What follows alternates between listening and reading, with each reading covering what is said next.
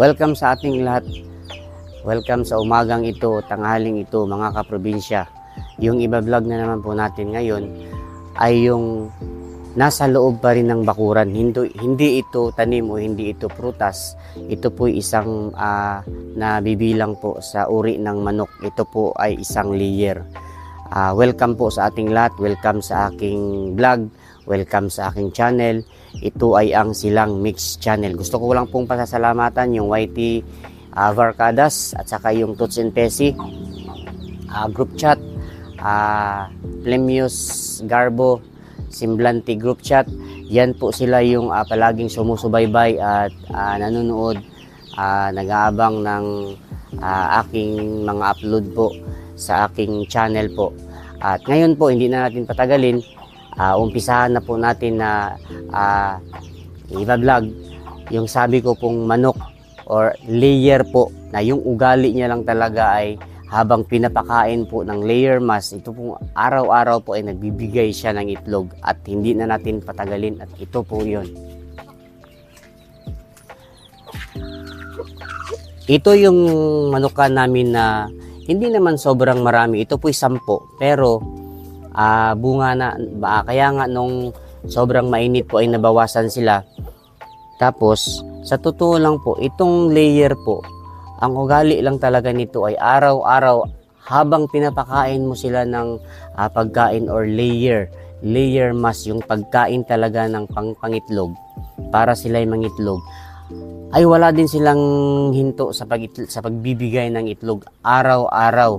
Ayan po, kung tingnan nyo po, itong layer po, ito po isang napagkikitaan natin na pag meron tayo nito, ito po'y malaking tulong. Ay unang-una po, yung ginagawa po namin habang kami ay may layer, unang-una po ay makapagbigay kami doon sa bahay-sambahan.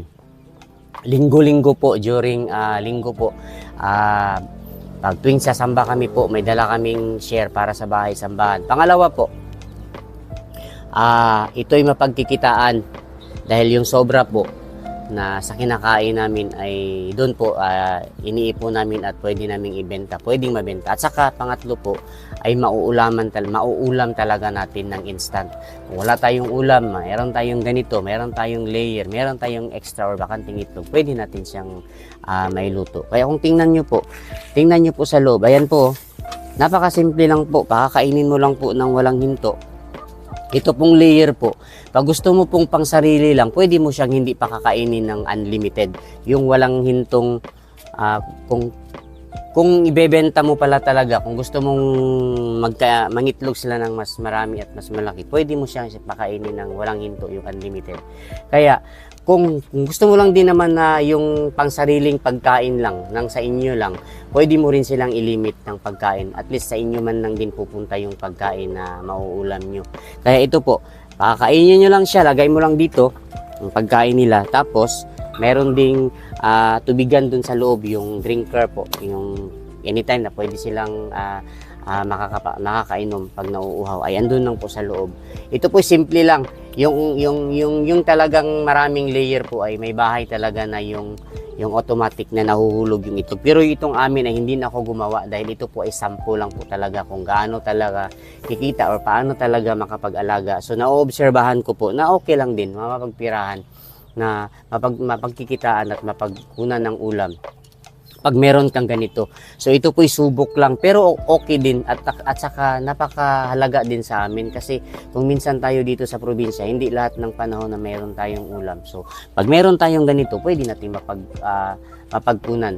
Kaya sa hapong ito, advice ko sa inyo, as long as kaya natin or meron tayong area na mapaglagyan ng ating layer, mapaglagyan ng ating ganitong mga manok na alaga, pwede tayong mag-alaga ng ganito. At least meron tayong makapagbigay tayo ng, kami po nakapagbigay palagi po ng sa bahay-sambahan, mapagkitaan din namin kahit pakonti-konti lang at saka maiulam ng instant po dahil masarap din po yung itlog, malaki din yung binibigay sustansya sa ating pangakatawan. Kaya sa hapong ito, sa araw na ito, maraming salamat sa inyong lahat.